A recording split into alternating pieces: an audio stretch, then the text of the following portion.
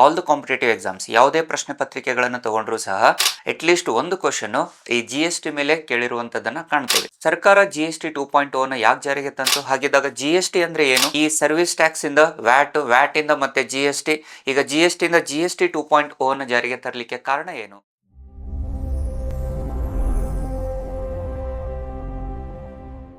ಇವತ್ತಿನ ವಿಡಿಯೋದಲ್ಲಿ ಪ್ರಚಲಿತ ಘಟನೆಯಲ್ಲಿರುವಂತಹ one of the major topic and which is asked for all the competitive exams ಯಾವುದೇ ಪ್ರಶ್ನೆ ಪತ್ರಿಕೆಗಳನ್ನು ತಗೊಂಡ್ರು ಸಹ ಅಟ್ಲೀಸ್ಟ್ ಒಂದು ಕ್ವಶನ್ ಈ GST ಮೇಲೆ ಕೇಳಿರುವಂತದನ್ನ ಕಾಣ್ತೇವೆ. ಸೊ ಹಾಗಿದ್ದಾಗ ಈ ಪ್ರಚಲಿತ ಘಟನೆಗಳಲ್ಲಿ ಕೇಂದ್ರ ಸರ್ಕಾರ ಇತ್ತೀಚೆಗೆ GST 2.0 ವನ್ನ ಜಾರಿಗೆ ತಂದಿರುತ್ತೆ. ಸೊ ಹಾಗಿದ್ದಾಗ ಸರ್ಕಾರ GST 2.0 ನ ಯಾಕೆ ಜಾರಿಗೆ ತಂತು? ಹಾಗಿದ್ದಾಗ GST ಅಂದ್ರೆ ಏನು? ಈ ಸರ್ವಿಸ್ ಟ್ಯಾಕ್ಸ್ ಇಂದ ವ್ಯಾಟ್ ಇಂದ ಮತ್ತೆ GST, ಈಗ GST ಇಂದ GST 2.0 ನ ಜಾರಿಗೆ ತರಲಿಕ್ಕೆ ಕಾರಣ ಏನು? ಇವೆಲ್ಲ ರೀತಿಯಾದ ಮಾಹಿತಿಯನ್ನು ಇವತ್ತಿನ ವಿಡಿಯೋಲ್ಲಿ ತಿಳಿದುಕೊಳ್ಳುವಂತ ಪ್ರಯತ್ನವನ್ನ ಮಾಡೋಣ. ಸೊ ಯಾರೆಲ್ಲ ನಮ್ಮ ಯೂಟ್ಯೂಬ್ ಚಾನಲ್ಗೆ ಮೊದಲ ಬಾರಿಗೆ ನೋಡ್ತಾ ಇದ್ರು ಅವರು ತಮ್ಮ ಲೈಕ್, ಶೇರ್ ಹಾಗೂ ಸಬ್ಸ್ಕ್ರೈಬ್ ಮಾಡೋದರ ಮುಖಾಂತರ ನಿಮ್ಮ ಒಪಿನಿಯನ್ಸ್ಗಳನ್ನು ಕಮೆಂಟ್ಸ್ಗಳ ಮೂಲಕ ಹೇಳ್ಬೋದು ಅಂತೇಳಿ ಹೇಳ್ತಾ ಇವತ್ತಿನ ವಿಡಿಯೋವನ್ನು ನಾವು ಸ್ಟಾರ್ಟ್ ಮಾಡೋಣ. So in the recent context, the central government has introduced GST 2.0. So ಇತ್ತೀಚೆಗೆ ಕೇಂದ್ರ ಸರ್ಕಾರ ರೀಸೆಂಟ್ಲಿ GST 2.0 ಅನ್ನ ಜಾರಿಗೆ ತರುತ್ತೆ. So then what are the objectives of this GST 2.0? So ಇದನ್ನು ಜಾರಿಗೆ ತರಲಿಕ್ಕೆ ಕಾರಣ ಏನು? ಸೊ ಇದರ ಹಿನ್ನೆಲೆ ಏನು ಅನ್ನುವಂಥದ್ದನ್ನ ತಿಳಿದುಕೊಳ್ಳುವಂತ ಪ್ರಯತ್ನವನ್ನು ಮಾಡೋಣ. So with respect to this GST 2.0, why it was there in the news? What is the context?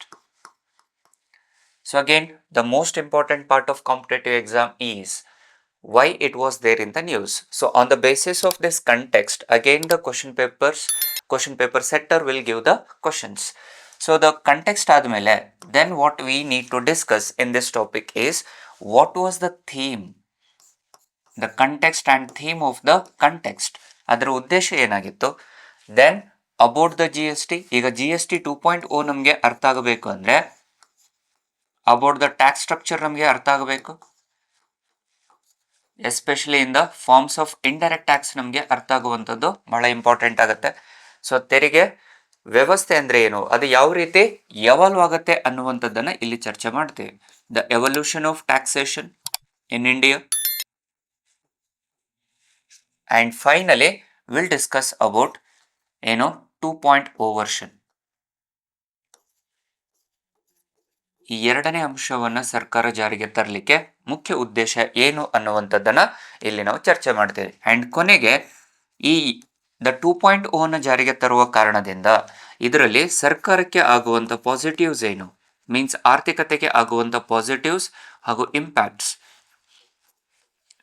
ಪರಿಣಾಮಗಳು ಯಾವ ರೀತಿ ಬರುತ್ತೆ ಅನ್ನುವಂಥದ್ದನ್ನ ಇವತ್ತಿನ ಈ ವಿಡಿಯೋದಲ್ಲಿ ಸಂಪೂರ್ಣವಾದ ಮಾಹಿತಿಯನ್ನ ತಿಳಿದುಕೊಳ್ಳುವಂತ ಪ್ರಯತ್ನವನ್ನ ಮಾಡೋಣ. ಸೊ ಹಾಗಿದ್ದಾಗ before entering into the tax structure in India, so why it was there in the context ಅಂದ್ರೆ the GST 2.0 recently the government has introduced in the year September 2025. September ತಿಂಗಳಲ್ಲಿ 2025ರಲ್ಲಿ ಸರ್ಕಾರ GST 2.0 ಅನ್ನು ಜಾರಿಗೆ ತರುವಂತ ಪ್ರಯತ್ನ ಮಾಡುತ್ತೆ. Why again the government has introduce this GST 2.0 ಅಂದ್ರೆ it is to have the balancing federalism ಅಂತ ಹೇಳ್ತಾ ಇದೆ. ಕೇಂದ್ರ ಮತ್ತು ರಾಜ್ಯಗಳ ಸಮತೋಲನವನ್ನು ಕಾಪಾಡುವಂತ ಹಾಗೂ ಆರ್ಥಿಕ ವ್ಯವಸ್ಥೆಯ ಬೆಳವಣಿಗೆ ಮತ್ತು ಉತ್ತೇಜನವನ್ನು ನೀಡುವಂತ ಕಾರಣಕ್ಕಾಗಿ GST 2.0 ಅನ್ನು ಜಾರಿಗೆ ತಂದಿದೆ. So why it was introduced ಅಂದಾಗ it was which was balancing the growth, which is having the objective of balancing the growth and the physical prudence ಅಂತ ಕರೆಯಲಾಗುತ್ತೆ. It was introduced because of the physical prudence. So again ನೋಡ್ರಿ, the term prudence is again ಹೊಸ word ಅಂತ ನೋಡ್ತೀವಿ. So prudence ಅಂತಂದ್ರೆ ದೂರದೃಷ್ಟಿ ಅಂತ ಹೇಳ್ತೀವಿ. The government which was having the long term visionaries ಅಂತ ನೋಡ್ತೀವಿ. ಅದಕ್ಕೋಸ್ಕರನೇ the theme of this GST 2.0 ಅಲ್ಲೇ ಹೇಳ್ತಾ ಇದೆ.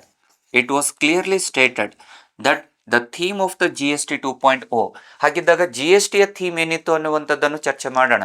ಬಟ್ ದ ಕಂಟೆಕ್ಸ್ಟ್ ಇದ್ದುವಂಥದ್ದು the balancing the growth and fiscal prudence ಅಂದ್ರೆ ಕೇಂದ್ರ ಮತ್ತು ರಾಜ್ಯಗಳ ಬೆಳವಣಿಗೆ ಮತ್ತು ಆರ್ಥಿಕ ಅಭಿವೃದ್ಧಿಯನ್ನು ಉತ್ತೇಜಿಸುವುದಕ್ಕಾಗಿ ಇಲ್ಲಿ ಕೋಶೀಯ ಅಥವಾ ವಿತ್ತೀಯ ದೂರದೃಷ್ಟಿಯ ಉದ್ದೇಶವನ್ನು ಇಟ್ಟುಕೊಂಡು ಇದನ್ನು ಜಾರಿಗೆ ತರುವಂಥದ್ದನ್ನು ನೋಡ್ತೀವಿ. ಹಾಗಿದ್ದಾಗ ಈ ಪ್ರುಡೆನ್ಸ್ ಅನ್ನುವಂಥದ್ದಲ್ಲಿ ದ ಲಾಂಗ್ ಟರ್ಮ್ ವಿಷನ್ ಏನಾಗಿತ್ತು?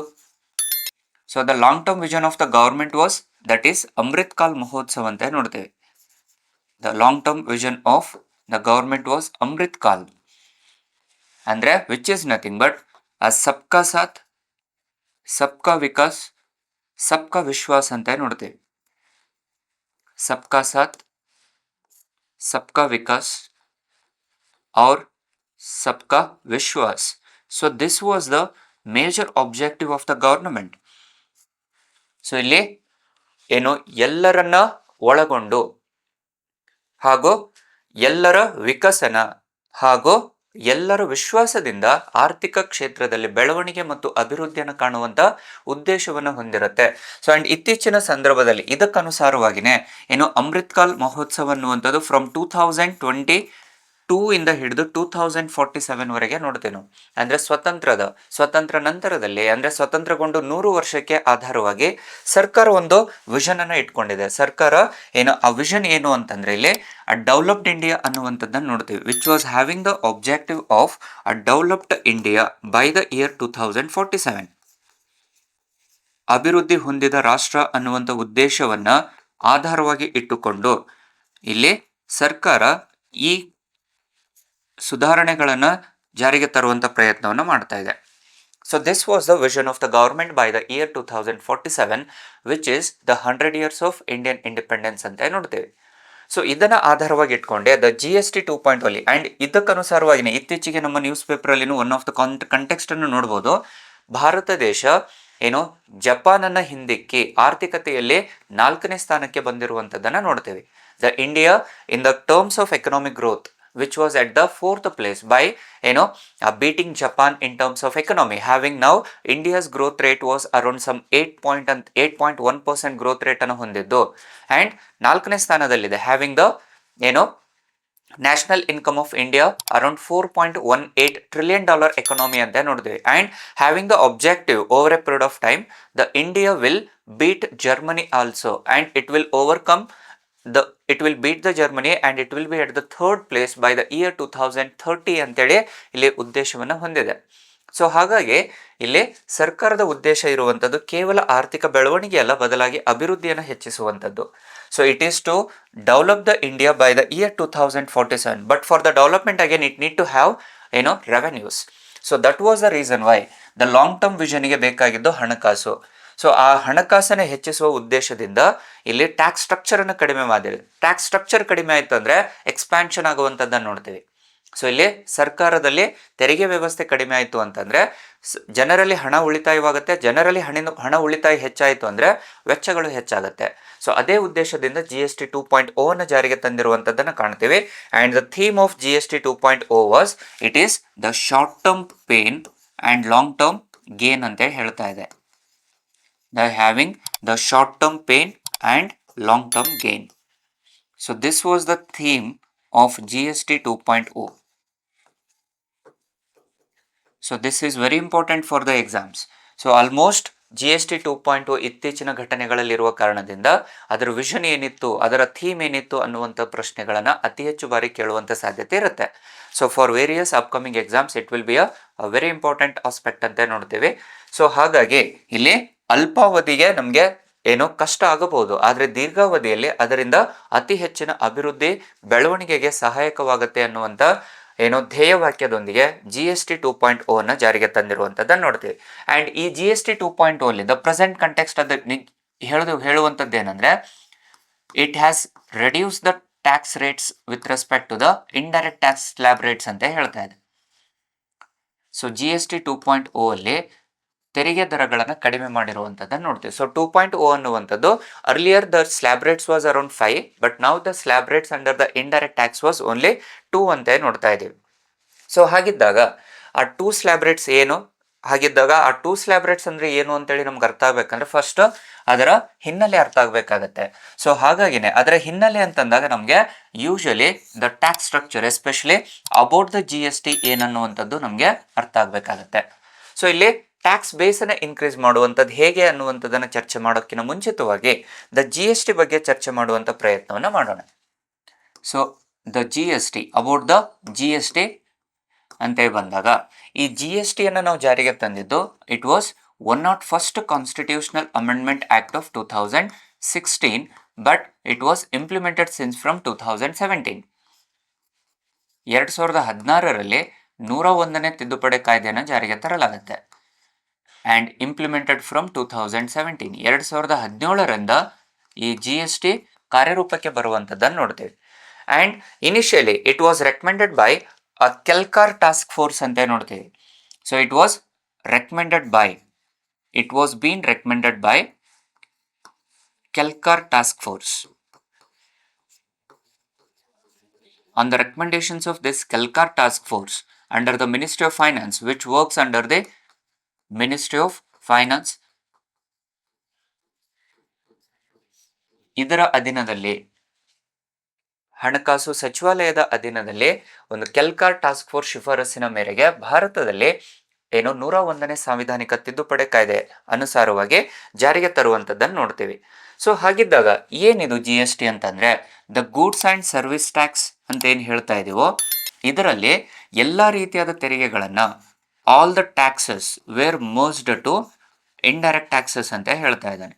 ಮೊದಲು ರಾಜ್ಯ ಸರ್ಕಾರಗಳು ತಮ್ಮದೇ ಆದಂಥ ತೆರಿಗೆ ವಿಧಾನಗಳನ್ನು ಜಾರಿಗೆ ತಂದಿತ್ತು. Earlier the state governments they were having their own tax structure, but right now it was having all the taxes were merged into G S T. ಎಲ್ಲ ರೀತಿಯಾದ ತೆರಿಗೆಗಳು, ಎಲ್ಲ ರೀತಿಯಾದ ಪರೋಕ್ಷ ತೆರಿಗೆಗಳನ್ನು ಈಗ ಜಿ ಎಸ್ ಟಿಗೆ ವಿಲೀನಗೊಳಿಸಿರುವಂಥದ್ದನ್ನು ಕಾಣ್ತೀವಿ. ಸೊ ಇದರ ಮುಖ್ಯ ಉದ್ದೇಶ ಏನಾಗಿತ್ತು ಅಂತಂದರೆ, it was one nation one tax structure, having the theme of one nation one tax structure. So this was the theme of the G S T. G S ಟಿಯ ಧ್ಯೇಯವಾಕ್ಯ ಇದ್ದಿದ್ದು ಇದೆ, ಒಂದು ದೇಶ ಒಂದು ತೆರಿಗೆ ವ್ಯವಸ್ಥೆಯ ಧ್ಯೇಯವಾಕ್ಯದಿಂದ ಜಿ ಎಸ್ ಟಿಯನ್ನು ಜಾರಿಗೆ ತರುವಂಥದ್ದನ್ನು ಕಾಣ್ತೀವಿ. So the G S T ಅನ್ನುವಂಥದ್ದು ರಾಜ್ಯ ಸರ್ಕಾರಕ್ಕೆ ಅನುಸಾರವಾಗಿರುವ ಕಾರಣದಿಂದ ರಾಜ್ಯದ ಅನುಮೋದನೆಯು ಕಡ್ಡಾಯವಾಗಿ ಬೇಕಾಗಿತ್ತು. So it needs the approval from both Lok Sabha and Rajya Sabha with the special majority, and as well as it need to have the simple majority from the more than 50% states ಅಂತ ಹೇಳ್ತಾನೆ. ಅದಕ್ಕೋಸ್ಕರ ಇಲ್ಲಿ ಕೇಂದ್ರ ಮತ್ತು ರಾಜ್ಯಗಳ ಅನುಮೋದನೆಯೊಂದಿಗೆ ಏನಾಗುತ್ತೆ, ಜಿ ಎಸ್ ಟಿ ತಿದ್ದುಪಡಿಯ ಮೂಲಕ ಜಾರಿಗೆ ಬರುವಂಥದ್ದನ್ನು ನೋಡ್ತೀವಿ. And which is the destination based indirect tax ಅಂತ ಕರಿತೀವಿ.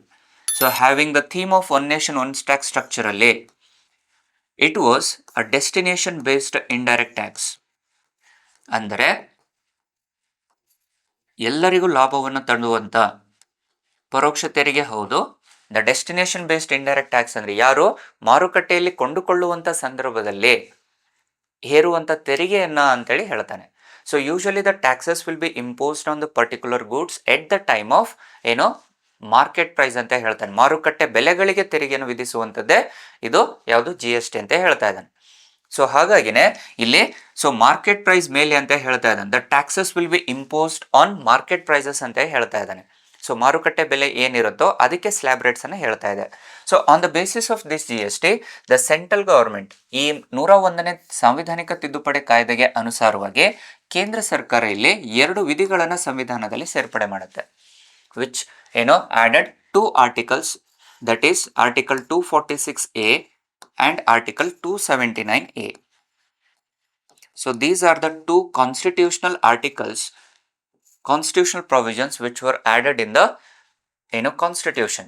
ಸಂವಿಧಾನದಲ್ಲಿ ಈ 2 ಅಂಶಗಳನ್ನು, 2 ವಿಧಿಗಳನ್ನು ಪ್ರಸ್ತಾಪ ಮಾಡುವಂಥದ್ದನ್ನು ನೋಡ್ತೀವಿ.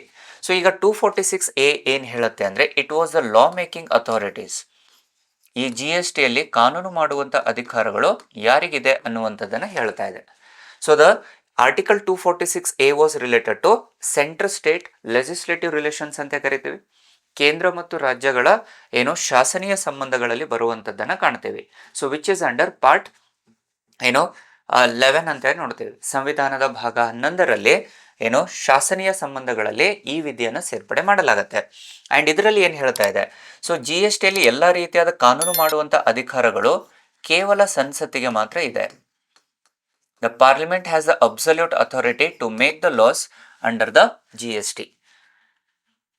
ಅಂಡ್ ಇಲ್ಲಿ ಪಾರ್ಲಿಮೆಂಟ್ ಮಾಡುವಂತ ಅಧಿಕಾರಗಳು ಏನಿದಾವೋ on the basis of this factor ಏನಾಗುತ್ತೆ, the parliament which introduced central GST, that is CGST, state GST, and which introduced IGST also, interstate GST, which added the three tax structure in India. So ಕೇಂದ್ರ ಸರ್ಕಾರದ ಪಾವತಿ ಆಗುವಂತ, ಕೇಂದ್ರ ಸರ್ಕಾರಕ್ಕೆ ತೆರಿಗೆ ಪಾವತಿ ಆಗುವಂಥದ್ದು, ರಾಜ್ಯ ಸರ್ಕಾರಗಳಿಗೆ ಪಾವತಿ ಆಗುವಂಥದ್ದು ಹಾಗೂ ಅಂತಾರಾಜ್ಯ ವ್ಯಾಪಾರಗಳಿಗೆ ಪಾವತಿ ಆಗುವಂಥದ್ದು ಅಂತ ಹೇಳ್ತಾನೆ. ಸೊ 3 ರೀತಿಯಲ್ಲಿ ತೆರಿಗೆಯನ್ನ ವಿಭಜನೆ ಮಾಡಿರುವಂಥದ್ದನ್ನ ನೋಡ್ತೀವಿ. ಈಗ ಅದರಲ್ಲಿ ಮತ್ತೆ ಸ್ಲ್ಯಾಬ್ ರೇಟ್ಸ್ ಅಂತ ನೋಡ್ತೀವಿ. ಇಂಡೈರೆಕ್ಟ್ ಟ್ಯಾಕ್ಸ್ ಅಲ್ಲಿ, ಪರೋಕ್ಷ ತೆರಿಗೆಗಳಲ್ಲಿ again it was having the tax slab rates ಅಂತ ಕರೆಯಲಾಗುತ್ತೆ. ಸೊ ಆ ಟ್ಯಾಕ್ಸ್ ಸ್ಲ್ಯಾಬ್ ರೇಟ್ಸ್ ಅನ್ನ ಜಾರಿಗೆ ತರುವುದಕ್ಕೋಸ್ಕರವಾಗಿ it was having the fiscal federalism ಅಂತ ಹೇಳಿದೀವಿ ನಾವು. ಅಂದ್ರೆ ಹಣಕಾಸು ಅಥವಾ ವಿತ್ತೀಯ ನೀತಿಗಳಲ್ಲಿ, ನಿಯಮಾವಳಿಗಳಲ್ಲಿ ಕೇಂದ್ರ ಮತ್ತು ರಾಜ್ಯದ ಅನುಮೋದನೆ ಬೇಕು ಅಂತ ಹೇಳಿದ್ವಿ. ಸೊ ಅದಕ್ಕನುಸಾರವಾಗಿನೇ ಇಲ್ಲಿ under the article number 279A ಅಲ್ಲಿ it was introduced a GST council. Under article 279A which introduced a GST council, GST ಮಂಡಳಿ ಅಂತ ನೋಡ್ತೀವಿ. ಸೊ ಇಲ್ಲಿ ಸರಕು ಮತ್ತು ಸೇವಾ ತೆರಿಗೆ ಮಂಡಳಿಯನ್ನು ಸ್ಥಾಪನೆ ಮಾಡುವಂಥದ್ದನ್ನು ನೋಡ್ತೀವಿ. ಅದು 279A ವಿಧಿಯಲ್ಲಿ. ಸೊ ಇದರಲ್ಲಿ ಏನಾಗುತ್ತೆ, ಇವಾಗ ಇಲ್ಲಿ ಕಾನೂನುಗಳನ್ನು ಮಾಡಬೇಕಾದ್ರೆ, ಸ್ಲ್ಯಾಬ್ ರೇಟ್ಸ್ಗಳನ್ನು ಡಿಸೈಡ್ ಮಾಡಬೇಕಾದ್ರೆ it will be decided by both central government as well as with the help of state governments. So ಹಾಗಾಗಿ ಇಲ್ಲಿ ಇದರ ಅಧ್ಯಕ್ಷತೆಯನ್ನು ಯಾವಾಗಲೂ ಫೈನಾನ್ಸ್ ಮಿನಿಸ್ಟರ್ ಅವರು ಹೊಂದಿರ್ತಾರೆ. The chairperson or chairman of this GST council was a finance minister. ಇದರ ಅಧ್ಯಕ್ಷರು ವಿತ್ತ ಸಚಿವರು ಅಥವಾ ಹಣಕಾಸು ಸಚಿವರುಗಳಾಗಿರ್ತಾರೆ.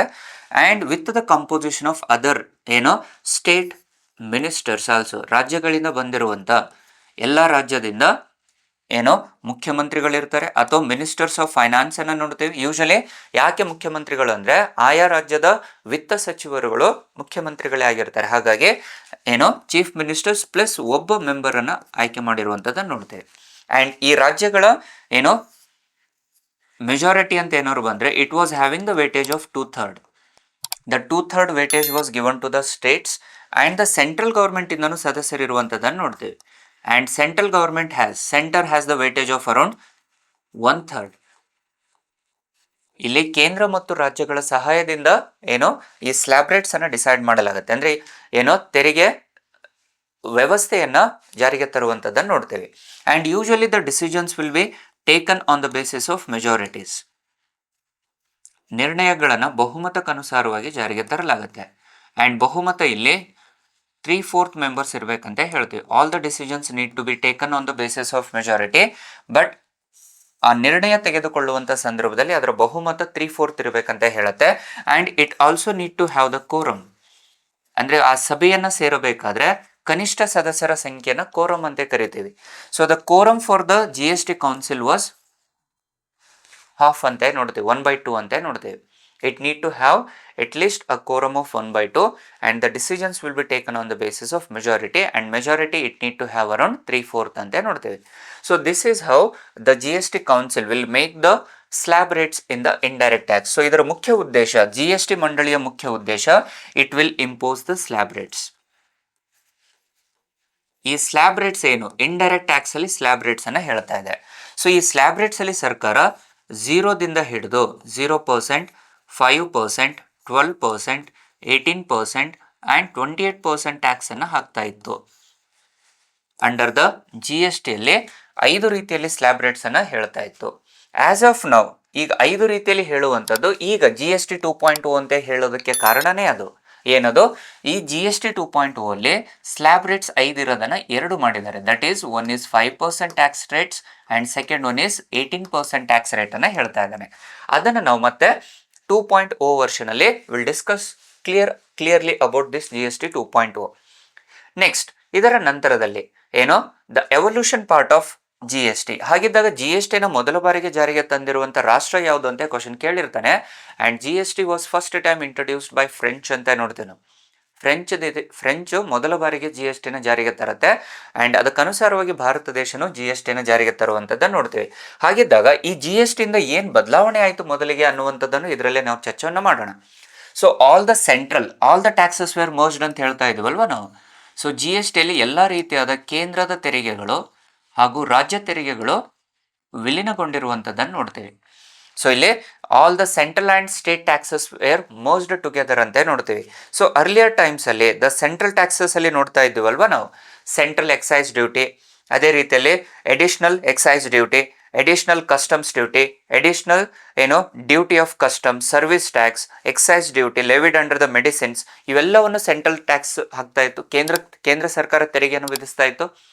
ಈಗ ಅದನ್ನ ಜಿ ಎಸ್ ಟಿಗೆ ಮರ್ಜ್ ಮಾಡಿದ್ದಾನೆ. ಅದೇ ರೀತಿಯಲ್ಲಿ ರಾಜ್ಯ ಸರ್ಕಾರ ಹೇರುವಂತ ತೆರಿಗೆಗಳು ಸೇಲ್ಸ್ ಟ್ಯಾಕ್ಸ್ ಅಥವಾ ವ್ಯಾಟ್ ಅಂತ ನೋಡ್ತೀವಿ, value added tax, entertainment tax, ಅದೇ ರೀತಿಯಲ್ಲಿ luxury tax, tax on lottery, betting, gambling, octroi tax ಹಾಗೂ ಪರ್ಚೇಸ್ ಟ್ಯಾಕ್ಸ್ ಅಂತ ಹೇಳ್ತಾ ಇತ್ತು. ಈ ಎಲ್ಲಾ ತೆರಿಗೆಗಳನ್ನ ರಾಜ್ಯ ಸರ್ಕಾರ ಹೇರ್ತಾ ಇತ್ತು. ಆದ್ರೆ ಈ ಕೇಂದ್ರ ಮತ್ತು ರಾಜ್ಯ ಸರ್ಕಾರ ಹೇರಿರುವಂತ ತೆರಿಗೆಗಳನ್ನ ಈಗ ಜಿ ಎಸ್ ಟಿ ಅಡಿಯಲ್ಲಿ ವಿಲೀನಗೊಳಿಸಿರುವಂಥದ್ದನ್ನು ಕಾಣ್ತೀವಿ.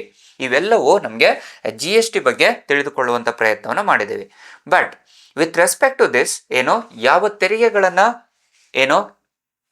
ನಿಲ್ ಟ್ಯಾಕ್ಸ್ ಅಂತ ಹೇಳ್ತೀವಿ, ನಾನ್ ಟ್ಯಾಕ್ಸ್ ಅಂತ ಕರಿತೀವಿ ಅಂಡರ್ ದ ಜಿ ಎಸ್ ಟಿಯಲ್ಲಿ again one of the major concept is, ಈಗ ಇತ್ತೀಚೆಗೇನೂ ಸಹ ಅತಿ ಹೆಚ್ಚು ಬಾರಿ ಪ್ರಶ್ನೆಯನ್ನು ಕೇಳಿರುವಂಥದ್ದನ್ನು ನೋಡ್ತೀವಿ, a nil tax or zero taxation ಅಂತ ಕರಿತೀವಿ.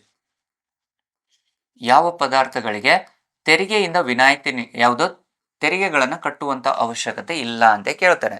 ಸೊ ಇಲ್ಲಿ ದ 0% ಟ್ಯಾಕ್ಸ್ ಅಂತ ನೋಡ್ತೀವಿ, ನಿಲ್ ಟ್ಯಾಕ್ಸ್ ಆರ್ ಝೀರೋ ಟ್ಯಾಕ್ಸ್ ಅಂದಾಗ ಇದರಲ್ಲಿ ಬರುವಂತ ವಸ್ತುಗಳು ಯಾವ್ಯಾವು ಅನ್ನುವಂಥದ್ದನ್ನು ಪ್ರಶ್ನೆ ಕೇಳಿರ್ತಾರೆ. ಸೊ ಇದರಲ್ಲಿ ಬರುವಂತ ವಸ್ತುಗಳನ್ನ ನೆನಪಲ್ಲಿ ಇಟ್ಕೋಬೇಕಾಗತ್ತೆ. These are very important. ಪ್ರಶ್ನೆ ಪತ್ರಿಕೆಗಳಲ್ಲಿ ಕೇಳ್ತಾರೆ. ದ ಅಗ್ರಿಕಲ್ಚರಲ್ ಕಮೋಡಿಟೀಸ್, ಕೃಷಿ ವಲಯಾಧಾರಿತ ಚಟುವಟಿಕೆಗಳು, ಕೃಷಿಗೆ ಸಂಬಂಧಪಟ್ಟಿರುವಂಥ ಚಟುವಟಿಕೆಗಳು, ಮತ್ತೆ ಕೃಷಿ ಆಧಾರಿತ ವಸ್ತುಗಳು ಅಲ್ಲ, ಕೃಷಿ ಆಧಾರಿತವಾಗಿರುವಂಥ ಚಟುವಟಿಕೆಗಳಿಗೆ ದ ಅಗ್ರಿಕಲ್ಚರ್, ಎಜುಕೇಶನ್, ಶೈಕ್ಷಣಿಕ ಸಂಸ್ಥೆಗಳಿಗೆ, ಅಗೇನ್ ಪೆನ್ನು, ಪೆನ್ಸಿಲು, ಸ್ಕೇಲು, ಈ ರೀತಿ ಏನಿದೆಲ್ಲ ಬುಕ್ಸು, ಇದಕ್ಕೆ ಟ್ಯಾಕ್ಸೇಷನ್ ಇಲ್ಲದೆ ಇರುವಂಥದ್ದನ್ನು ನೋಡ್ತೀವಿ ನಾವು. ಝೀರೋ ಟ್ಯಾಕ್ಸ್ ಇರುವಂಥದ್ದನ್ನು ನೋಡ್ತೀವಿ. Next the medicinal equipments, medicines, ವೈದ್ಯಕೀಯ ಕ್ಷೇತ್ರದಲ್ಲಿರುವಂಥ ಮೆಡಿಸಿನ್ಸ್ ಅಂತ ಏನು ಹೇಳ್ತೀವಿ, ಔಷಧಿಗಳಿಗೆ ಯಾವುದೇ ರೀತಿಯಾದ ತೆರಿಗೆಗಳನ್ನು ವಿಧಿಸುವ ಹಾಗಿಲ್ಲ. Next it was health care ಆಯಿತು. Medicines are which is nothing but health care ಅಂತ ನೋಡ್ತೀವಿ,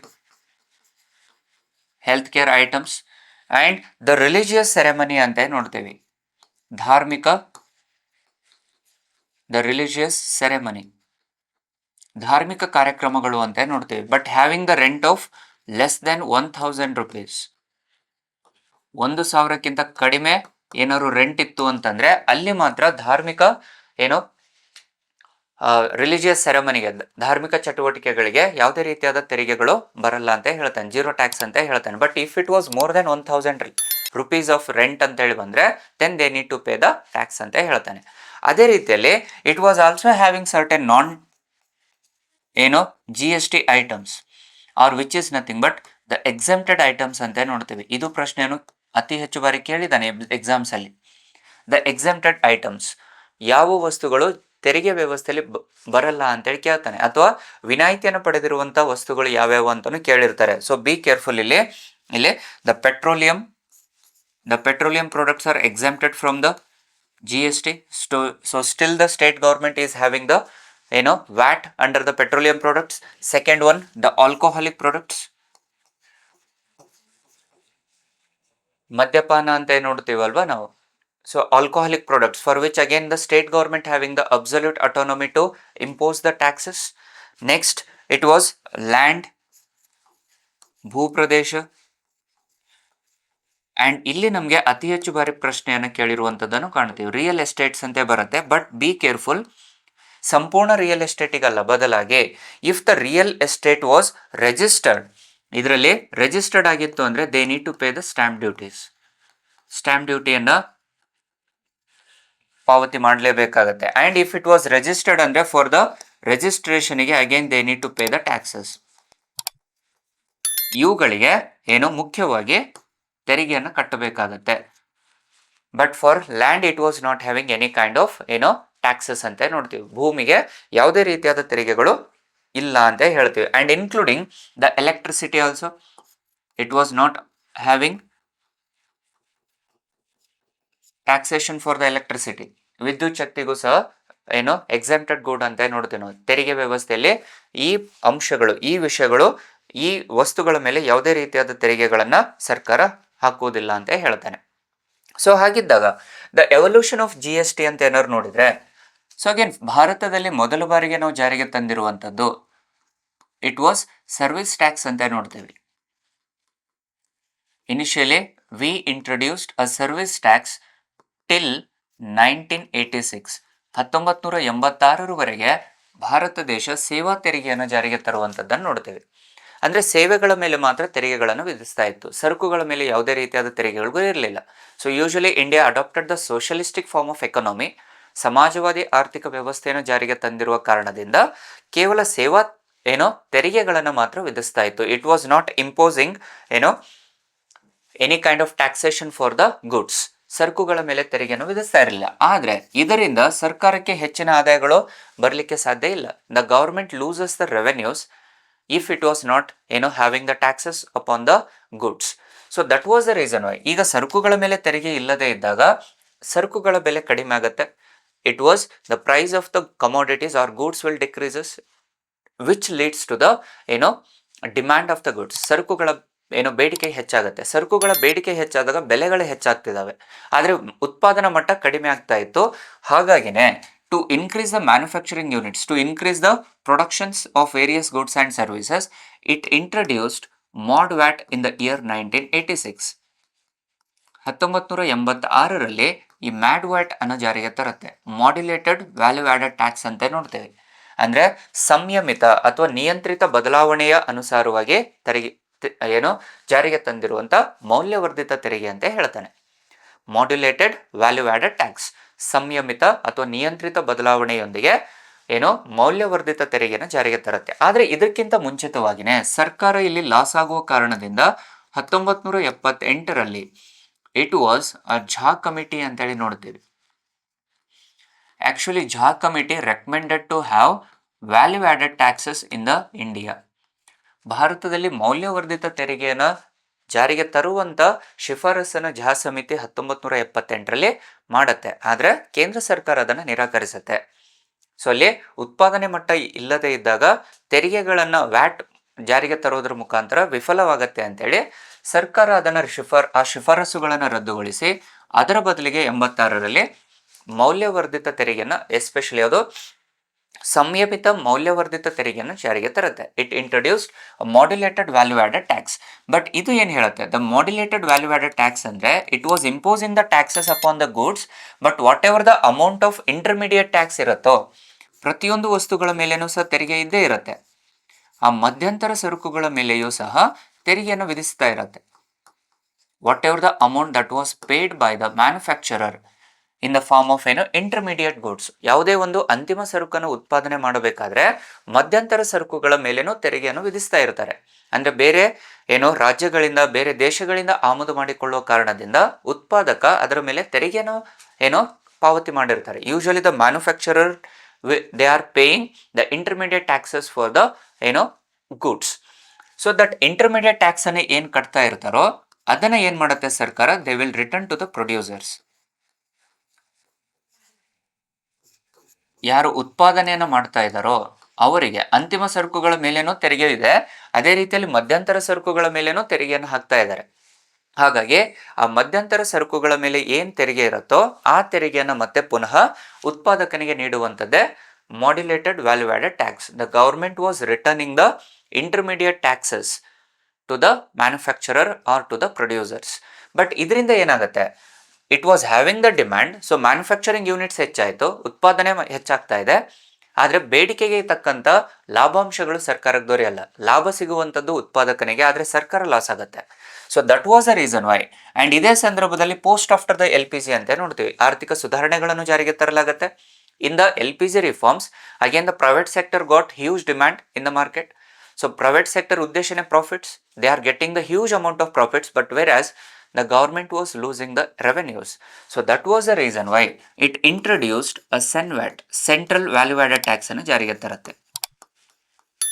The CENVAT ಕೇಂದ್ರೀಯ ಮೌಲ್ಯವರ್ಧಿತ ತೆರಿಗೆಯನ್ನು 2000 ಇಸ್ವಿಯಲ್ಲಿ ಜಾರಿಗೆ ತರುತ್ತೆ. In the year 2000 it introduced central value added tax, ಕೇಂದ್ರೀಯ ಮೌಲ್ಯವರ್ಧಿತ ತೆರಿಗೆಯನ್ನ ಜಾರಿಗೆ ತರುತ್ತೆ. ಅಂಡ್ ಇದರಲ್ಲಿ ಏನ್ ಮಾಡುತ್ತೆ, ದಟ್ ಇಂಟರ್ಮೀಡಿಯೇಟ್ ಟ್ಯಾಕ್ಸಸ್ ಏನ್ ರಿಟರ್ನ್ ಕೊಡ್ತಾ ಇತ್ತು, it was completely been abolished. Now the government was collecting more taxes rather than the manufacturers. ಉತ್ಪಾದಕನಿಗೆ ಏನೋ ಲಾಭ ಆಗ್ತಾ ಇಲ್ಲ, ಬದಲಾಗಿ ಸರ್ಕಾರಕ್ಕೆ ಅತಿ ಹೆಚ್ಚಿನ ಲಾಭಗಳು ಬರುವಂತದ್ದನ್ನು ನೋಡ್ತೀವಿ. ಇದರಿಂದ ಏನಾಗುತ್ತೆ, ಮತ್ತೆ ಡಿಮ್ಯಾಂಡ್ ಕುಸಿತವಾಗುತ್ತೆ. It reduce the demand in the market. So that was the reason why it slowly having the negative growth rate in India. ನಕಾರಾತ್ಮಕ ಬೆಳವಣಿಗೆ ದರವನ್ನು ಜಾರಿಗೆ ಬರುವಂತದ್ದನ್ನು ನೋಡ್ತೀವಿ. ಸೊ ಹಾಗಾಗಿ ಇದಕ್ಕೆ ಅನುಸಾರವಾಗಿ ಕೇಂದ್ರ ಸರ್ಕಾರ 2005ರಲ್ಲಿ ವ್ಯಾಲ್ಯೂ ಆಡೆಡ್ ಟ್ಯಾಕ್ಸ್ ಅನ್ನು ಜಾರಿಗೆ ತರುತ್ತೆ. It was in the year 2005 where the government introduced the value added tax, ಮೌಲ್ಯವರ್ಧಿತ ತೆರಿಗೆಯನ್ನು ಜಾರಿಗೆ ತರುತ್ತೆ. ಅಂದ್ರೆ ಬಟ್ ಇಲ್ಲೇನಾಗತ್ತೆ, ಮೌಲ್ಯವರ್ಧಿತ ತೆರಿಗೆಯಲ್ಲಿ ಒಂದೇ ವಸ್ತುವಿಗೆ 2 ಬಾರಿ 3 ಬಾರಿ ತೆರಿಗೆಯನ್ನು ವಿಧಿಸ್ತಾ ಇರುತ್ತೆ. And it was having the cascading effect ಅಂತ ನೋಡ್ತೇವೆ ನಾವು. ಅಂಡರ್ ದ ವ್ಯಾಟ್ ಅಲ್ಲಿ it was having the cascading effect. So cascading effect ಅನ್ನುವಂಥದ್ದು ಏನಿಲ್ಲ, ಒಂದೇ ವಸ್ತುವಿಗೆ 2 ಅಥವಾ 3 ಬಾರಿ ತೆರಿಗೆಯನ್ನು ವಿಧಿಸುವಂಥದ್ದನ್ನೇ ಕ್ಯಾಸ್ಕೇಡಿಂಗ್ ಎಫೆಕ್ಟ್ ಅಂತ ನೋಡ್ತೇವೆ. ಆ ಡಬಲ್ ಟ್ಯಾಕ್ಸೇಷನ್ ಆಗುತ್ತೆ under the value added tax. ಅಂದ್ರೆ ಇಲ್ಲಿ ಪ್ರತಿಯೊಂದು ಹಂತದಲ್ಲಿ ಉತ್ಪಾದನೆ ಆಗ್ತಾ ಇದೆ, ಅಂದ್ರೆ ಒಂದು ವಸ್ತು ಉತ್ಪಾದನೆ ಆಗ್ತಾ ಇದೆ ಅಂದ್ರೆ ಪ್ರತಿಯೊಂದು ಹಂತದಲ್ಲಿ ಆ ವಸ್ತುವಿನ ಮೇಲೆ ಏನಾಗುತ್ತೆ, ತೆರಿಗೆಗಳು ಹೆಚ್ಚಾಕೊಂತ ಹೋಗುತ್ತೆ. ಸೊ ಸೇ ಫಾರ್ ಎಕ್ಸಾಂಪಲ್ ಇವಾಗ ಮೊಬೈಲ್ ಫೋನ್ ಅಂತ ತಗೊಂಡಾಗ ಆ ಮೊಬೈಲ್ ಫೋನ್ ಉತ್ಪಾದನೆ ಆಗ್ತಾ ಇದೆ. For the manufacturing of mobile phones usually the items under the intermediate goods are also paid certain taxes. ಮಧ್ಯಂತರ ಸರಕುಗಳ ಮೇಲೆ ತೆರಿಗೆ ಇರುತ್ತೆ, ಅಂತಿಮ ಸರಕಿಗೂ ತೆರಿಗೆ ಇರುತ್ತೆ, ಮಾರಾಟ ಆಗುವಂತ ಸಂದರ್ಭದಲ್ಲಿ ತೆರಿಗೆಯನ್ನು ಹಾಕಿ ಮಾರಾಟ ಆಗ್ತಿರುತ್ತೆ. ಸೊ ಹಾಗಾಗಿ it used the cascading effect was increased, due to which the customers are losing the revenues as well as the government was losing the revenues. ಇದರಿಂದ ಏನಾಗುತ್ತೆ, ಒಂದೇ ವಸ್ತುವಿಗೆ 2-3 ಬಾರಿ ತೆರಿಗೆ ಇದ್ದಾಗ ಯಾವುದೋ ಸರ್ಕಾರಗಳಿಗೆ ಯಾವುದೇ ರೀತಿಯಾದ ಆದಾಯಗಳು ಹೋಗಲ್ಲ, ಕಸ್ಟಮರ್ಸಿಗೂ ಲಾಭ ಬರ್ತಾ ಇಲ್ಲ, ಎಲ್ಲ ರೀತಿಯಾದ ಲಾಭಗಳು ಉತ್ಪಾದನೆಗೆ ಅಥವಾ ರಿಟೇಲರ್ ಶಾಪ್ಸಿಗೆ ಹೋಗುವಂಥದ್ದನ್ನು ನೋಡ್ತಾ ಇದ್ದೀವಿ. ಸೊ ಇಂಡೈರೆಕ್ಟ್ ಟ್ಯಾಕ್ಸ್ ಅನ್ನುವಂಥದ್ದು ಅದು, we are paying the taxes to the retailers or the shopkeepers. Those people need to pay the tax to the government, but retailers they are not paying any taxations to the government. ಅವರು ನಮ್ಮ ಕಡೆಯಿಂದ ಹಣ ವಸೂಲಿ ಮಾಡ್ತಾ ಇದ್ದಾರೆ, ಆದರೆ retailers ಅಥವಾ shop keepers ಸರ್ಕಾರಕ್ಕೆ ಯಾವುದೇ ರೀತಿಯಾದ ತೆರಿಗೆಯನ್ನು ಸಲ್ಲಿಸ್ತಾ ಇಲ್ಲ. ಸೊ ಆದ್ದರಿಂದಾಗಿನೇ double taxation it was again leading to the cascading effect ಅಂತ ಹೇಳ್ತಾ ಇದ್ದಾನೆ. Double taxation to the same product ಅಂತ ಹೇಳ್ತಾ ಇದೆ. The cascading effect is nothing but the double taxation to the same product. ಒಂದೇ ವಸ್ತುವಿಗೆ 2 ಬಾರಿ ತೆರಿಗೆಯನ್ನು ವಿಧಿಸುವಂಥದ್ದನ್ನೇ ಅಥವಾ ತೆರಿಗೆಯನ್ನು ಸಂಗ್ರಹಣೆ ಮಾಡುವಂಥದ್ದನ್ನೇ ಕ್ಯಾಸ್ಕೇಡಿಂಗ್ ಎಫೆಕ್ಟ್ ಅಂತ ಕರಿತೇವೆ. ಸೊ ಇದರಿಂದ ಏನಾಗುತ್ತೆ, it was losing the revenue for the government as well as it was completely decline the demand in the market because of additional prices to the particular products where the state government were getting the revenues but not to the central government. So this was the reason why again the government has introduced GST in the year 2016 ಅಂತ ಹೇಳಿದ್ದೀವಿ. So ಇದ್ರ ಬಗ್ಗೆ ನಾವು already ಚರ್ಚೆಯನ್ನು ಮಾಡಿದ್ದೀವಿ. ಸರಕು ಮತ್ತು ಸೇವಾ ತೆರಿಗೆ ಅಂತ ನೋಡ್ತೀವಿ. Goods and service tax was introduce since from 2016 and which was benefiting for customers, that is consumers. ಯಾಕಂದರೆ ಅಂತಿಮ ಸರಕುಗಳ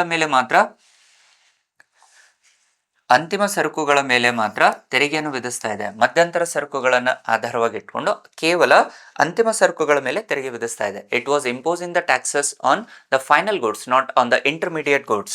and it was also helpful for central and state government. ಕೇಂದ್ರ ಮತ್ತು ರಾಜ್ಯಗಳಿಗೂ ಅನುಕೂಲವಾಗ್ತಾ ಇದೆ. So directly it was getting the amount. Next, it was also profiting to the businessman or the manufacturers. And it was also getting profits for the retailers. ಶಾಪ್ಕೀಪರ್ಸಿಗೂ ಇದರಿಂದ ಲಾಭ ಆಗ್ತಾ ಇದೆ. ಸೊ ಎಲ್ಲರಿಗೂ ಲಾಭವನ್ನು ತಂದು ಕೊಡುವಂಥ ಕಾನೂನು GST ಆಗಿರುತ್ತೆ, ಕಾಯ್ದೆ GSTಯಲ್ಲಿ ನೋಡ್ತೀವಿ. ಸೊ ಇಲ್ಲಿ ಕೇಂದ್ರ ಸರ್ಕಾರಗಳು ಮತ್ತು ರಾಜ್ಯ ಸರ್ಕಾರಗಳಿಗೆ ಅಂಡರ್ ದ GSTಯಲ್ಲಿ ಏನಾಗುತ್ತೆ, ಆಟೋಮೆಟಿಕಲಿ ರೆವೆನ್ಯೂ ಶೇರ್ ಹೋಗುವಂಥದ್ದನ್ನು ನೋಡ್ತೀವಿ. ಸೊ ಕಾಲ್ಡ್ ನಾವು ಸ್ಲ್ಯಾಬ್ ರೇಟ್ಸ್ ಅಂತ ಏನು ಹೇಳಿದ್ದೀವೋ ಅಂಡರ್ ದಿ CGST, IGST, ಆಮೇಲೆ SGST ಅಂತ ಏನನ್ನು ನಾವು ಡಿಸ್ಕಸ್ ಮಾಡಿದ್ದೇವಲ್ವ ಅಲ್ಲಿ. ಸೊ ಅದಕ್ಕನುಸಾರವಾಗಿ ಇಲ್ಲಿ ಕೇಂದ್ರ ಸರ್ಕಾರಕ್ಕೆ ಆಟೋಮೆಟಿಕ್ ಆಗಿ CGST ಯಲ್ಲಿ 50% ಅಮೌಂಟ್ ಡಿಡಕ್ಟ್ ಆಗ್ಬಿಡುತ್ತೆ. ಅಂತಿಮ ಸರಕಿನ ಬೆಲೆಯಲ್ಲಿ 50% ಆಫ್ ದ ರೆವೆನ್ಯೂಸ್, ಈಗ ಸೇ ಫಾರ್ ಎಕ್ಸಾಂಪಲ್ 18% ಟ್ಯಾಕ್ಸೇಷನ್ ಇತ್ತು ಅಂದ್ರೆ ಅಲ್ಲಿ out of 18% 9% automatically deducted to the central government. ನಾವು ರಿಟೇಲರಿಗೆ ಅಲ್ಲ ಇವಾಗ ತೆರಿಗೆಯನ್ನು ಕಟ್ತಿರುವಂಥದ್ದು, ಆ ವಸ್ತುವಿನ ಮೇಲೆ ತೆರಿಗೆಯನ್ನು ಕಟ್ತಿರುವಂಥದ್ದು ನೇರವಾಗಿ ಸರ್ಕಾರಕ್ಕೆ ಹೋಗುತ್ತೆ. So automatically it was deduct to the central government. And SGSTಗೆ IGSTಗೆ 50% ಶೇರ್ ಇರುವಂಥದ್ದನ್ನು ನೋಡ್ತೀವಿ. So if the particular product was established in the respective state ಅಂದಾಗ they will get remaining 50% tax. But if it was having the interstate, then the revenue share will be again deducted. It was shared between the states ಅಂತ ನೋಡ್ತೀವಿ. So ಈ ರೀತಿ ನೇರವಾಗಿ it was directly, the taxes were directly paid to the government. The taxes were directly paid to the government rather than shopkeepers. Automatically if it was paying the taxes to the retailers ಅಂದಾಗ automatically it has to be deducted. But deduct ಆಗಬೇಕಂದ್ರೆ first the shopkeepers need to be registered ಅಲ್ವಾ. So ಅದಕ್ಕೋಸ್ಕರ ಈಗ compulsory ಮಾಡಿದ್ದಾನೆ the GSTN ಅಂತ ನೋಡ್ತೀವಿ ನಾವು, goods and service tax network ಅನ್ನ ಈಗ GST 2.0 ಅಲ್ಲಿ ಚರ್ಚೆನ ಮಾಡ್ಬೇಕು ನಾವು. ಇವೆಲ್ಲವೂ ನಮಗೆ GSTಗೆ ಅನುಸಾರವಾಗಿರುವಂಥ ಮಾಹಿತಿ ಅಂತ ನೋಡ್ತೀವಿ. ಬಟ್ ಈಗ ಎಡಿಷ್ನಲಿ ಅಂಡರ್ ದ GST ಅಲ್ಲಿ one of the extraordinary concept ಅನ್ನ ನೋಡ್ತೀವಿ ನಾವು. ಏನದು ಇಲ್ಲಿ ನಾವು ಆಲ್ರೆಡಿ ಡಿಸ್ಕಸ್ ಮಾಡಿದ್ದೀವಲ್ವಾ, ಯಾವ ಅಂಶಗಳಿಗೆ ಬರುತ್ತೆ ಯಾವ ಅಂಶಕ್ಕಿಲ್ಲ ಅಂತೇಳಿ. ಆದರೆ ಇಲ್ಲಿ ನೋಡ್ರಿ, the 3% additional slab rate was given for gold or silver. Gold ಸಿಲ್ವರಿಗೆ ನಂತರದಲ್ಲಿ 2018-19ರಿಂದ ಅಡಿಷನಲ್ 3% ಟ್ಯಾಕ್ಸ್ ಅನ್ನು ಜಾರಿಗೆ ತಂದಿರುವಂತದ್ದನ್ನು ನೋಡ್ತೀವಿ.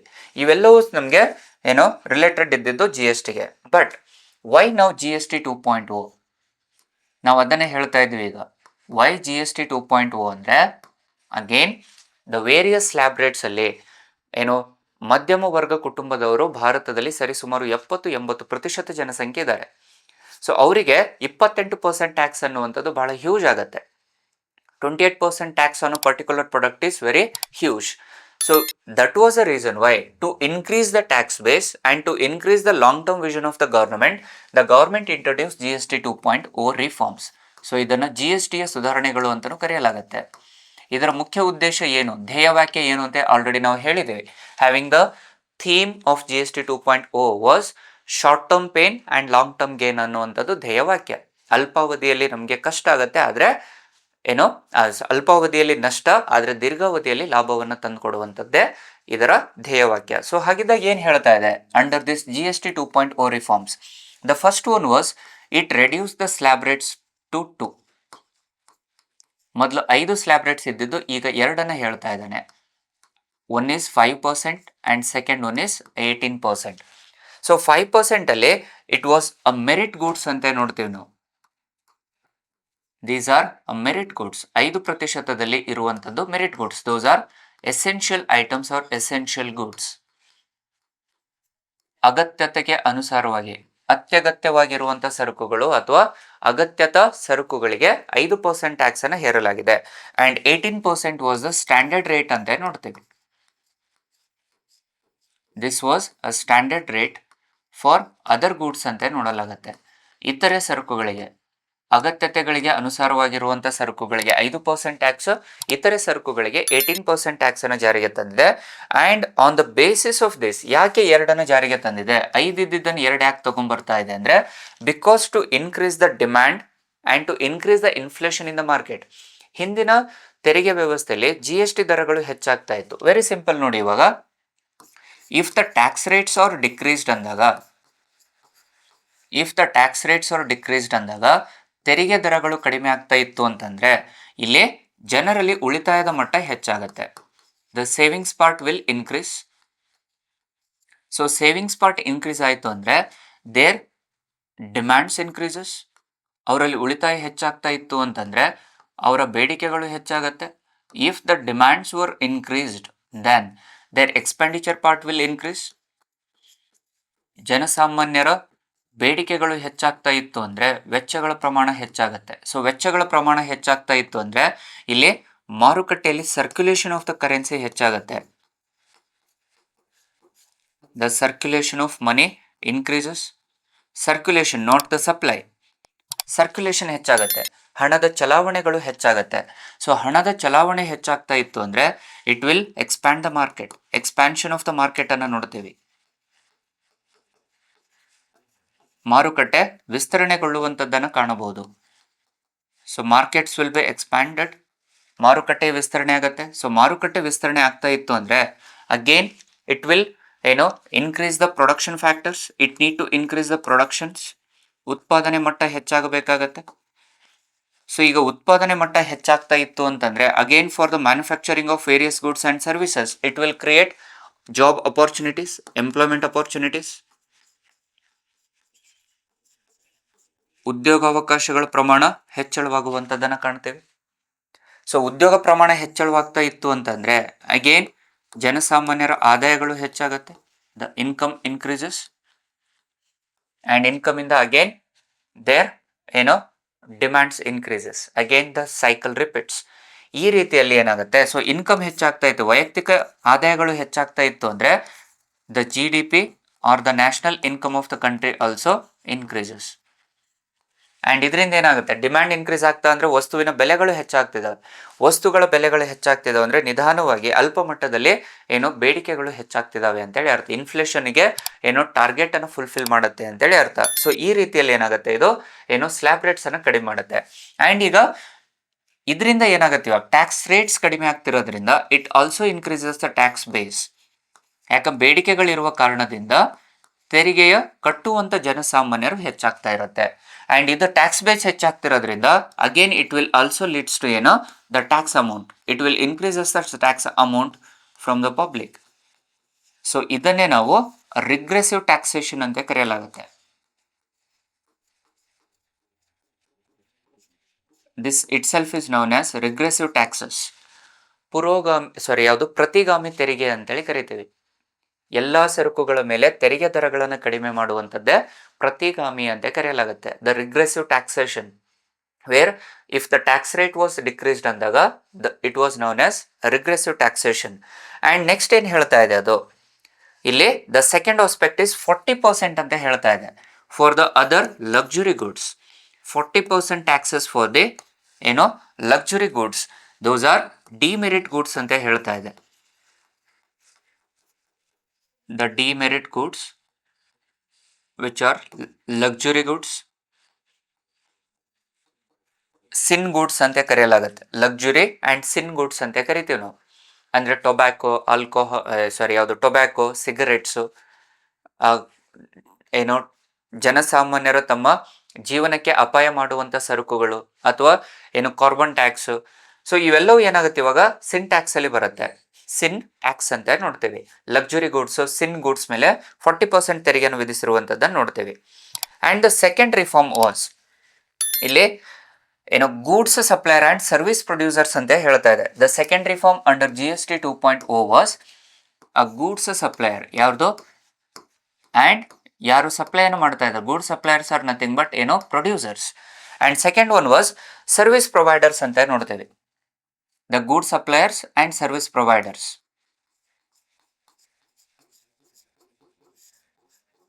ಇವ್ರದ್ದು ರಿಟೇಲರ್ಸ್, ಗುಡ್ ಸಪ್ಲೈ ಅನ್ನುವಂಥದ್ದು ಮ್ಯಾನುಫ್ಯಾಕ್ಚರಿಂಗ್ ಯೂನಿಟ್ಸ್. ಸೊ ಇವರಿಗೂ ಸಹ ತೆರಿಗೆಯನ್ನು ಕಡ್ಡಾಯವಾಗಿ ದೇ ನೀಡ್ ಟು ಕಂಪಲ್ಸರಿ ಇದರ ಅಧೀನದಲ್ಲಿ ಏನು ಮಾಡ್ತಾ ಇದೆ, ಅದು GSTN ಅಂತೆ ತೊಗೊಂಬರ್ತಾ ಇದೆ. Under GST 2.0 which introduce GSTN, goods and service tax network ಅಂತ ಕರಿತೀವಿ. And which has the complete authority to register returns and payments ಅಂತ ನೋಡ್ತಾ ಇದೆ. ಸೊ ರಿಜಿಸ್ಟ್ರೇಷನ್ ಮಾಡಿಕೊಳ್ಳುವಂಥದ್ದು ಮೀನ್ಸ್ ನೋಂದಣಿ ಮಾಡಿಕೊಳ್ಳುವಂಥದ್ದು, ರೂಲ್ಸ್ ಆ್ಯಂಡ್ ರೆಗ್ಯುಲೇಷನ್ಸನ್ನು ಮಾಡುವಂಥದ್ದು, ರಿಟರ್ನ್ಸನ್ನು ಕೊಡುವಂಥದ್ದು, ಅದೇ ರೀತಿಯಲ್ಲಿ ಪೇಮೆಂಟ್ಸನ್ನು ಸಂಗ್ರಹಿಸುವಂಥದ್ದು. ಇವೆಲ್ಲದಕ್ಕೆ ಒಂದು GST ನೆಟ್ವರ್ಕನ್ನು ಫಾರ್ಮ್ ಮಾಡಿರುವಂಥದ್ದನ್ನು ನೋಡ್ತೀವಿ. ಈಗ ಯಾರೆಲ್ಲ ಗೂಡ್ಸ್ ಸಪ್ಲೈಯರ್ಸಲ್ಲಿ ಇರ್ತಾರೋ, ಮ್ಯಾನುಫ್ಯಾಕ್ಚರಿಂಗ್ ಯೂನಿಟ್ಸಲ್ಲಿ ಇರ್ತಾರೋ, if they are having 40 lakh rupees, less than 40 lakh rupees ಇತ್ತು ಅಂತಂದರೆ ನೋ ನೀಡ್ ಟು ಪೇ ಅಂತ ಹೇಳ್ತಾವೆ. ಬಟ್ ಅಗೇನ್ ಇಲ್ಲಿ if it was having the 40 lakh rupees, if their returns were 40 lakhs ಅಂತ ಬಂದಾಗ ಅವರ ಆದಾಯಗಳು 40 ಲಕ್ಷ ಇತ್ತು ಅಂತಂದರೆ ಇಂಥ ಸಂದರ್ಭದಲ್ಲಿ they need to have the registration and they need to have the GSTIN number. GSTIN ಅಂತ ನೋಡ್ತೀವಿ ನಾವು. ಯಾವುದೇ ಒಂದು ಉತ್ಪಾದಕ 40 ಲಕ್ಷ ಆದಾಯವನ್ನು ಗಳಿಕೆ ಮಾಡ್ತಾ ಇದ್ದ ಯೂನಿಟ್ ಇಂದ ಅಂದ್ರೆ ಮ್ಯಾನುಫ್ಯಾಕ್ಚರಿಂಗ್ ಯೂನಿಟ್ ಇಂದ ಅಂದ್ರೆ they need to register under the GST network ಅಂತ ಹೇಳ್ತಾ ಇದೆ. But for it was 20 lakhs for special category states and north eastern states ಅಂತೇಳಿ ಹೇಳ್ತಾ ಇದೆ. Special category states and north eastern ಸ್ಟೇಟ್ಸಿಗೆ ಇಟ್ ವಾಸ್ 20 lakh ಅಂತ ಹೇಳ್ತಾ ಇದೆ. Next for the service providers ಅಂತ ಬಂದಾಗ they need to have, if they are having the 20 lakhs returns ಅಂತ ಬಂದರೆ they need to get that GST network. And for special category states and north eastern council it was having the 10 lakhs ಅಂತ ನೋಡ್ತಾ ಇದೆ.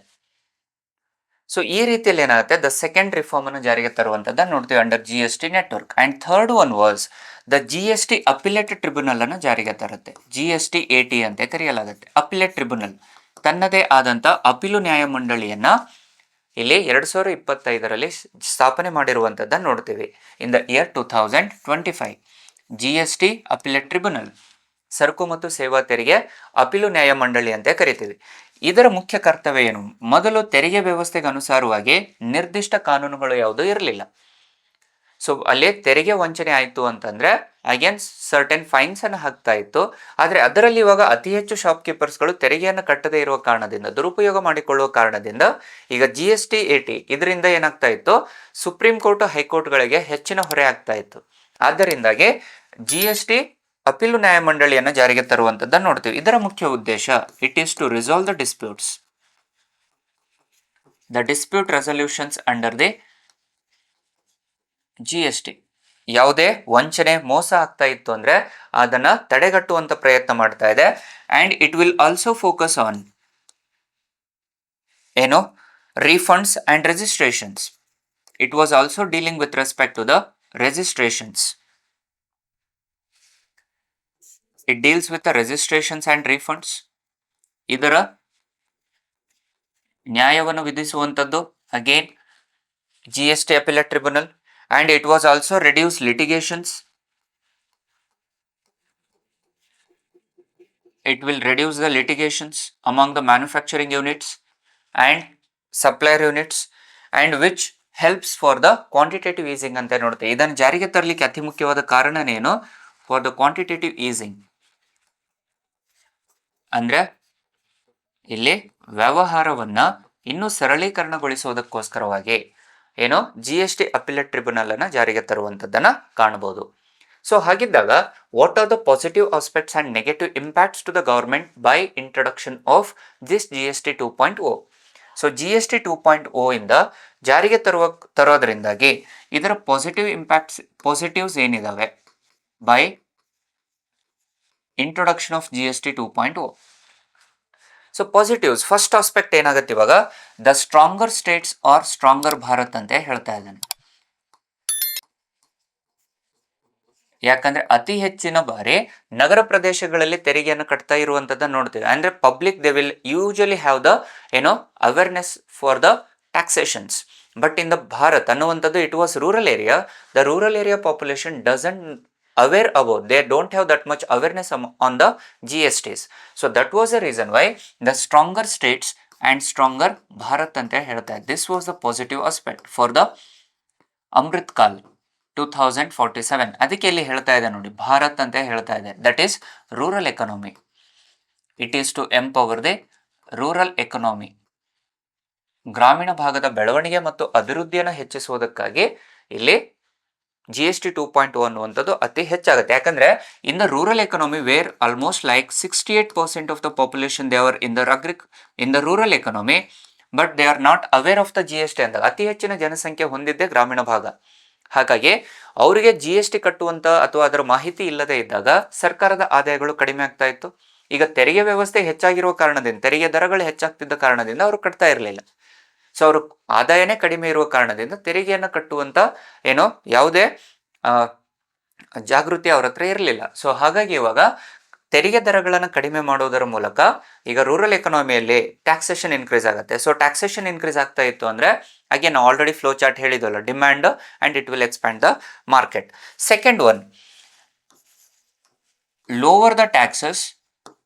Already ನಾವು ಇದನ್ನು discuss ಮಾಡಿದ್ದೇವೆ. Lower the taxes, the public will spend more spendings by public. ತೆರಿಗೆ ದರಗಳು ಕಡಿಮೆ ಆದಾಗ ಜನರಲ್ಲಿ ಉಳಿತಾಯ ಹೆಚ್ಚಾಗುತ್ತೆ. ಉಳಿತಾಯ ಹೆಚ್ಚಾದಾಗ ಜನಸಾಮಾನ್ಯರ ಖರ್ಚು ವೆಚ್ಚಗಳು ಪ್ರಮಾಣ ಹೆಚ್ಚಾಗುತ್ತೆ. ಸೊ ಇದರಿಂದ ಏನಾಗುತ್ತೆ, ಉತ್ಪಾದನೆ ಮಟ್ಟ ಹೆಚ್ಚಾಗುತ್ತೆ. ಸೊ ಹಾಗಾಗಿ ಅದರಿಂದನೇ ಏನಾಗುತ್ತೆ, ಇವಾಗ it will generate the employment opportunities under the MSMEs. ಉದ್ಯೋಗಾವಕಾಶಗಳು ಹೆಚ್ಚಾಗುವಂಥದ್ದನ್ನು ನೋಡ್ತೇವೆ. ಉದ್ಯೋಗಾವಕಾಶಗಳು ಅತಿ ಹೆಚ್ಚು ಪ್ರಮಾಣದಲ್ಲಾಗುತ್ತೆ. And this leads to the increase in MSMEs profits. Micro, small and medium ಎಂಟರ್ಪ್ರೈಸಸ್ಗೆ ಅತಿ ಹೆಚ್ಚಿನ ಲಾಭವನ್ನು ತಂದುಕೊಡುವಂಥದ್ದನ್ನು ನೋಡ್ತೀವಿ. It will support or it will boost the MSMEs.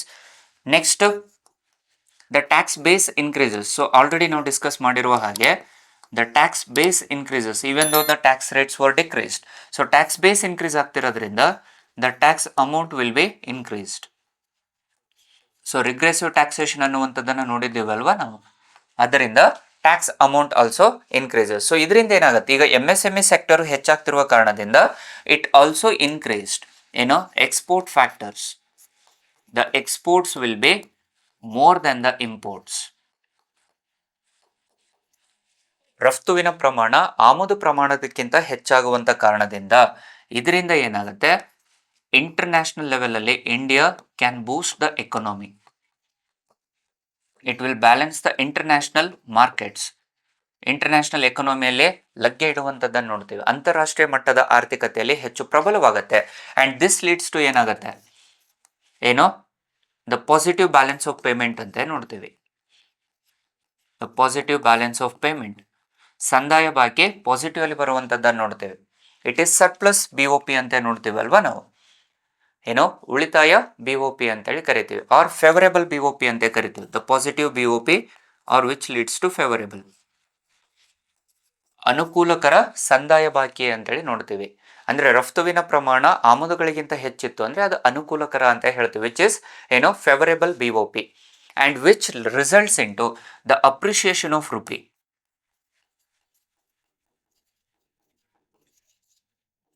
Exchange rate ಅಲ್ಲಿ ಭಾರತದ ಮೌಲ್ಯವು, ಭಾರತೀಯ ಕರೆನ್ಸಿಯ ಮೌಲ್ಯವು ಅಪ್ರಿಷಿಯೇಟ್ ಆಗುವಂಥದ್ದನ್ನು ನೋಡ್ತೀವಿ. ಸೊ ಇದರಿಂದ ಏನಾಗುತ್ತೆ, ಡಾಲರ್ ಎದುರಿಗೆ ರೂಪಾಯಿಯ ಮೌಲ್ಯವು ಪ್ರಬಲಗೊಳ್ಳುವಂಥದ್ದನ್ನು ನೋಡ್ತೀವಿ.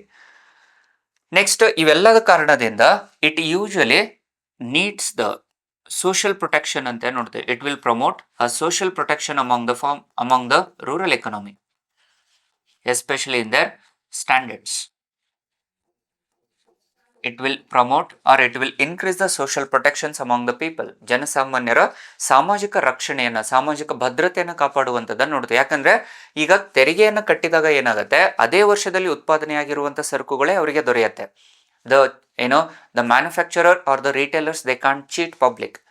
So usually if the particular product was produced in that particular year ante bandaga, usually the durability of the goods will also be increased. So idrinda it will increase the social protections ante nodteve.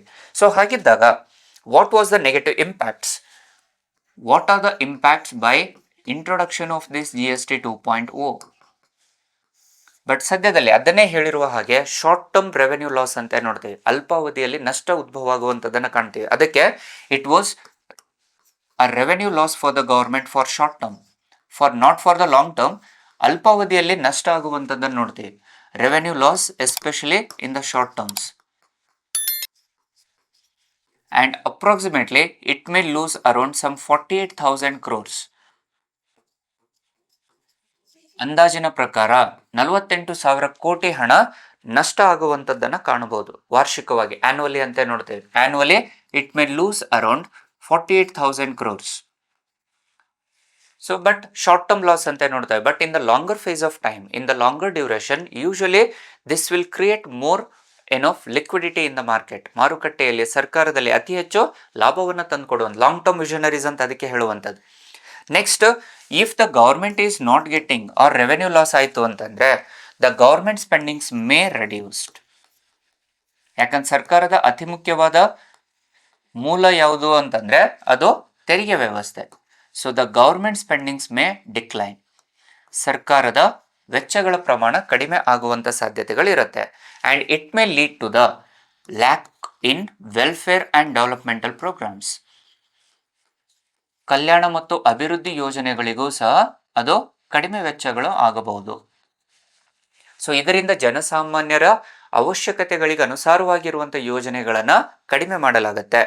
And next one was by exempted goods ಅಂತ ಹೇಳಿದೀವಿ ನಾವು. ಕೆಲವೊಂದು ವಸ್ತುಗಳಿಗೆ exempted ಇದಾವೆ ಅಂತ ಹೇಳಿದೀವಿ and ಕೆಲವೊಂದಿಷ್ಟು ವಸ್ತುಗಳಿಗೆ ನಿಲ್ tax ಇದೆ ಅಂತ ಹೇಳ್ತಾ ಇದೀವಿ.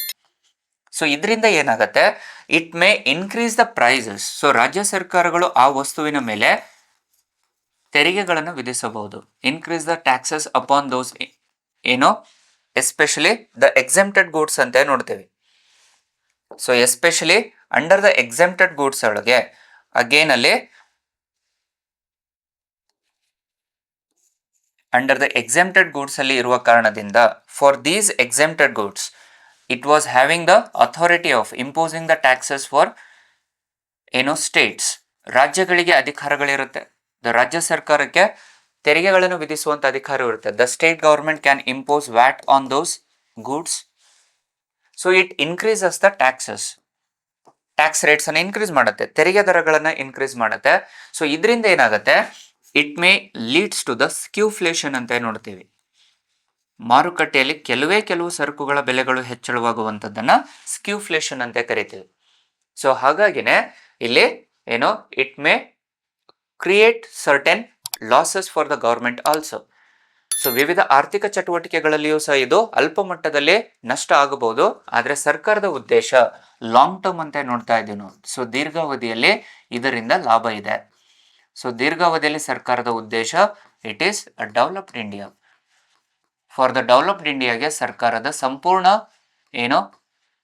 ಮಹತ್ವ ಹೊಂದಿರುವಂಥದ್ದನ್ನು ನೋಡ್ತೀವಿ. For the long term again the government is now ready to take certain bold decisions.